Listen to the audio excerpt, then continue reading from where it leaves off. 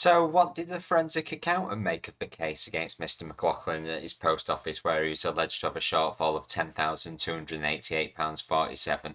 What was their view of analysing the data provided by the post office from Horizon? Let's jump into the inquiry to find out. Mr. McLaughlin's solicitors, acting for him at the time, commissioned a forensic accountant's report to analyse the Horizon data relied upon to prosecute Mr. McLaughlin. Do you remember that? I vaguely recall meeting with them, I think, yes. We'll come on to meeting with them. Just in terms of the report, first of all, the report is dated December 2004. Can we have that on screen, please? It's AMCL 5031. And it's page 37 within this larger document, please. Scrolling down a little, please. This is the front page of the report. We see. Well, this will be certainly interesting to see what an independent third party thought of Horizon at this point, because then if this was disclosed to the post office, it's kind of your smoking gun to investigate and ask more probing questions of more people to find out if there's any truth in it, surely. It's dated the 21st of December 2004. Have you had a chance before today to look through this report? It was one of the documents provided to you for the purposes of doing your statement. Yes, I have. Going please to paragraphs 4.4 to 4.6 of this report, which is page 47. Scrolling down, please. So down. Right, so this was details of the alleged errors that the subpostmaster refuted. So key in errors, £7.63 down the brackets indicate a loss. Reversal of transactions, £221.95. So the total of that is £229.58. Insignificant in terms of the total amount. Missing dockets and files, 6,500 nearly. Group total casting differences, 201. Add list not being equal to the main summary, 3,894.52 to get the 10,288.47. Interesting. So that's how they've said they come to the number, because that was one of the questions that he had previously asked them, and clearly something that the forensic accountants looked at.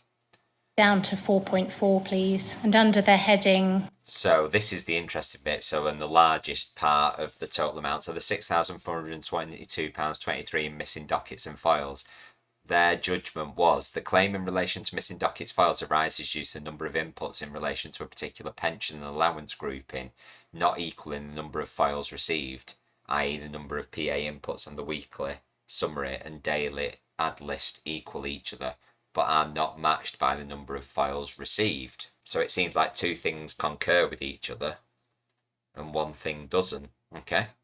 Missing dockets foils. And there's a figure given there for the amount.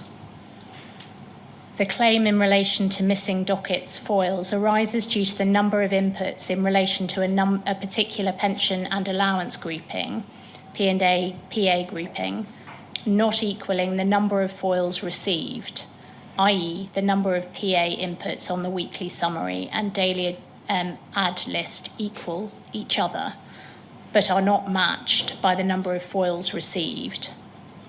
At 4.5, attached at Appendix E is an example of the Post Office workings in relation to the claim for the week ending 27th of December 2000. The variance in relation to this week totals 213.45 and is analysed in the way that's set out in that box below. So if we look at that specific one, the data from Horizon and the data from the files matches exactly there, doesn't it? Oh no, sorry, it doesn't. The data from Horizon has doubled it. Well, we've seen that before, haven't we? So Horizon's saying that there's two claimed for each of those sub-amounts, 125.94 and 87.54, but the files were, there was only one 125.94 and one 87.51. Interesting. 4.6, the claim is based on the assertion that inclusion of a transaction in the absence of a supporting counterfoil is evidence that cash has been misappropriated and that Mr. McLaughlin was responsible for the discrepancy and hence the alleged loss. Going over the page, please, and it's a blank page, I think that one, if we can go over again. 4.7 under group total casting differences, the authors describe the difficulty in understanding a group total casting difference of £201.30 in the week of the 31st of January 2001. And how can you have -1 claimed? Would that be like a refund? And that's kind of reduced the variance. But what I'm not understanding is that the top one. So if Horizon says 0 times £226.30 claimed, or 0 times anything 0, and the foils is 0 times £226.30 received, how do you end up with a £226.30 variance? That makes no sense. That top line reads Horizon 0, per file 0, but all of a sudden the variance £226.30. they do so in this way. The above loss in relation to group total casting difference can be broken down as in the box. Attached at Appendix F are the Post Office workings in relation to the claim for the week ending the 31st of January 2001. The workings show that although 0 units have been claimed in the volume column, an amount of £226.30 has registered in the value column. At present, we do not have an explanation or know of a reason as to why this did and could have occurred. It is extremely unusual that the computer system should allow such an entry to occur. The claim as set out at Appendix F is not supported by any detailed ad lists or other documentation on which would give any indication of how this discrepancy has arisen. The transaction log for this particular period is not available. We are therefore unable to comment further in relation to this item. I mean, that should be some basic error handling there, shouldn't it? Like, if there is 0 things claimed, then the variance or the value of those claims must be 0. That seems like indicative of an error in the computer system that's produced that.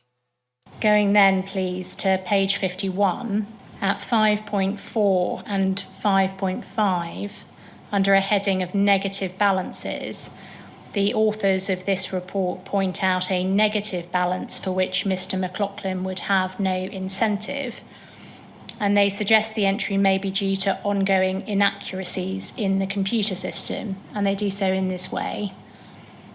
They say following negative balances are incorporated into the alleged loss, totaling £10,288.47, and that's broken down.